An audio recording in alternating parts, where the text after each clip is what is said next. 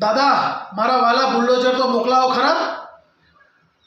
નમસ્કાર મિત્રો, હું કિરણભાઈ વેજલપુર। આજે કેમ આવું કહેવું પડ્યું દાદાને આપણે કે હું દાદાનું બુલડોઝર તો માલધારી સમાજના ઓટો વિસ્તારમાં પણ થયું અને દ્વારકા જે અન્ય દરેક જગ્યાએ દાદાનું બુલડોઝર ફર્યું અને દાદાના જે ભાજપના ભક્તો છે તેમને વાહવાહ કરી।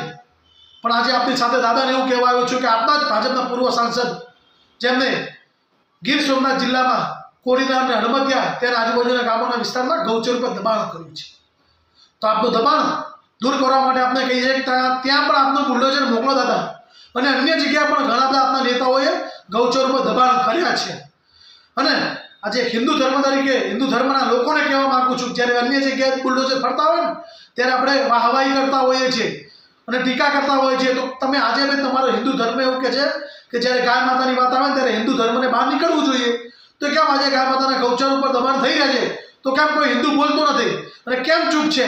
તો સરકારને પણ આપણે ટકોર કરવાનો આપણો ધર્મ બને છે કે જ્યારે આવા ગૌચર ઉપર દબાણ કરી દેવામાં આવે ને કલેક્ટર જ્યારે એમની પર પગલાં ભરે છે ત્યારે ભાજપના પૂર્વના સાંસદો તેમને ધમકી આપે છે અને ત્યારે એવું કહે છે કે ભાઈ તમારી નોકરી પૂરી થઈ જશે અને પછી જોઈ લઈશું। આવી ધમકીઓ કલેક્ટરને આપે છે તો એક માલધારી સમાજ તરીકે તો ખરો જ, પણ એક હિન્દુ ધર્મનો હું એક હિન્દુ ધર્મનો દીકરો છું તો મારી જવાબદારી બને છે કે મારી ગાય માતાના ગૌચર દબાણ થતા હોય તે મારો અવાજ ઉઠાવવો જોઈએ। તો અમે આવા કલેક્ટરના સમર્થનમાં પણ છીએ। જો કલેક્ટર ગાય માતાના ગૌચર દબાણ દૂર કરતા હોય અને આવા ભાજપના નેતાઓ એમનો વિરોધ કરતા હોય તો અમે કલેક્ટર સાહેબના સમર્થનમાં પણ છીએ અને જ્યારે કોઈ અધિકારીઓ પગલાં ના ભરે તો તેમનો વિરોધ કરવા માટે પણ અમે તૈયાર છીએ। પણ બાકી આવી દાદાગીરી તમે કલેક્ટરોને દાદાગીરી કરો એટલે આ તો લોકશાહી ખતરામાં છે। અને જ્યારે આ વારંવાર ગૌચર પર દબાણ થાય અને હાઈકોર્ટે જ્યારે ટકોર કરે માલધારીઓના ઉપર પશુઓને જ્યારે વાત કરે ત્યારે દાદાનું બુલડોઝર દાદાના ટ્રેક્ટરો દાદાના અધિકારીઓ માલધારીઓના રાત્રે ઘરે આવીને ગાયો લઈ જાય છે, તો અધિકારીઓ કેમ હવે સૂઈ રહ્યા છે? જ્યારે ગૌચર પર દબાણ થઈ જાય તો અધિકારીઓને ખબર નથી પડતી।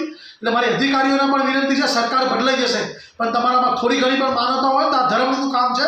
ગાય માતાના જે ગૌચર છે તે દબાણ થઈ રહ્યા છે તેને દૂર કરવાનું કામ તમારું છે। જ્યારે સીએમડીસી વિભાગના અને સીએમસીના અધિકારીઓ જે રીતે માલધારીઓ પર અત્યાચાર કરે છે હાઈકોર્ટના બહાને, તો હાઈકોર્ટે ગૌચર વિશે પણ ઘણી વખતે સરકારને કીધું છે, તો સરકારને તેની પણ ભૂમિકા નિભાવવી પડશે તેવી અમારી માગણી અને લાગણી છે। દાદાને બુલડોઝર કોડીનાર જિલ્લામાં જે પૂર્વ સાંસદ ભાજપના દિનુભાઈએ દબાણ કર્યું છે તેને દૂર કરવા અમારી વિનંતી છે અને માગણી અને લાગણી છે। જય ગૌ માતા।